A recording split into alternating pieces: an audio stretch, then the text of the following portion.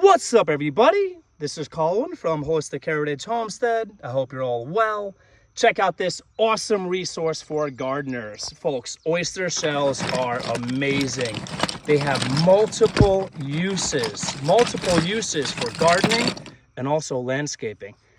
I'm going to be putting out a few videos discussing the many benefits, the many uses of oyster shells, folks. And I'm going to give you a few of those today in this video. So when you think about drainage, you want water to be able to move quickly off of whatever. And in this case, these oyster shells. The water is going to hit these and provide quick drainage. So you can put these in the bottom of your growing containers. Some people add rocks, that's fine. Oyster shells. Water's going to hit these and go off quickly.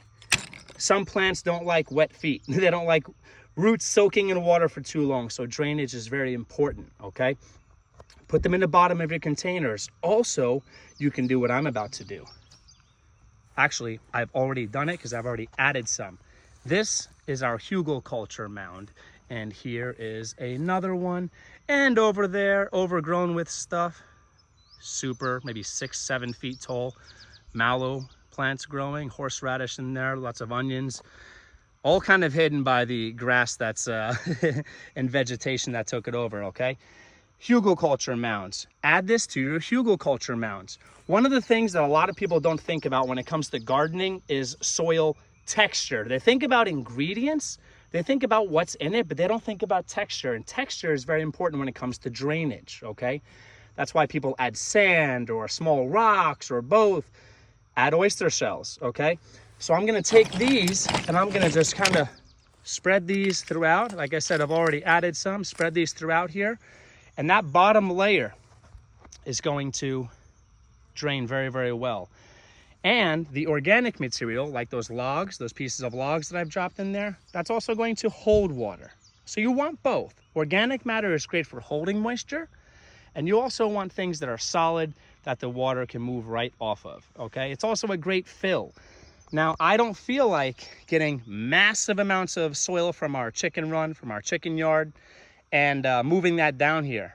The more I get in here, the less soil I need, and definitely don't want to buy that stuff. That stuff's expensive. We like saving money here, and we like to be resourceful and creative. So the more oyster shells I add, the less fill needed. That's another benefit. So it adds volume, it gives you drainage, and also these oyster shells are predominantly calcium carbonate. So over time, keyword time, folks, it's not overnight. Sometimes good things take time, right? Over time, the calcium will leach into the soil and provide calcium for your plants, preventing things like blossom end rot in your tomatoes, for example, okay? So this stuff is really great. We like going all natural. We like going as organic as possible. And I don't want inorganic garbage. I definitely don't want toxins. So anytime we could do something that's all natural, it's great. Another benefit, folks, is when you get these from if you work at a restaurant, if you've got a friend, you got to hook up at a restaurant or wherever, a bar where they sell oysters maybe. When you get these from them or when you bring them home yourselves, you're keeping them out of landfills, folks. People talk about going green, but what do they actually do about it? I know we do stuff. Here on our homestead, we actually do things to help the environment. So less weight being carried by trucks, hey, less fuel being used, less wear and tear on the vehicles, less stuff having to be replaced over time. Every little bit helps, and we have collected a massive amount of oyster shells.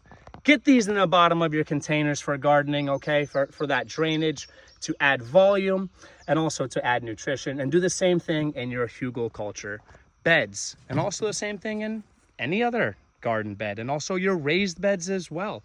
Over there in the distance, we have a Vajayga raised bed. Oyster shells in the bottom of that would have been great, okay? You do not want these on the first, let's say 5 inches or so of your soil, because you want roots to be able to move down and not be blocked, okay? And if you have too many of these, they might block roots from growing. If you spread them out, they're fine. If you crunch them up, even better. One last tip before you leave, you can crunch these up and feed them as a form of calcium to your chickens, strengthening their shells, the egg shells, and also giving them enough calcium for those muscle contractions, which are important for laying eggs. And if they do not have enough calcium, then they can become egg bound and die. We don't want that, chickens. We want fresh eggs. All right, there's another little little more value in this video given to you folks. So I just wanted to put this together, get this video out there while I'm in the middle of doing things. This is the real deal as things happen, folks, okay? Get involved in the comments below. Did you think about using oyster shells in the bottom of your growing containers? Did you think about them in your raised beds, in your garden beds, in your hugelkultur beds? Let me know. And if not, if you're gonna do it, let me know. Please subscribe if you got some information, if I provoked some thought, you got some, value, entertainment and / or educational from this video. Please connect to us. We really appreciate all the support. Happy growing, everybody. Take care.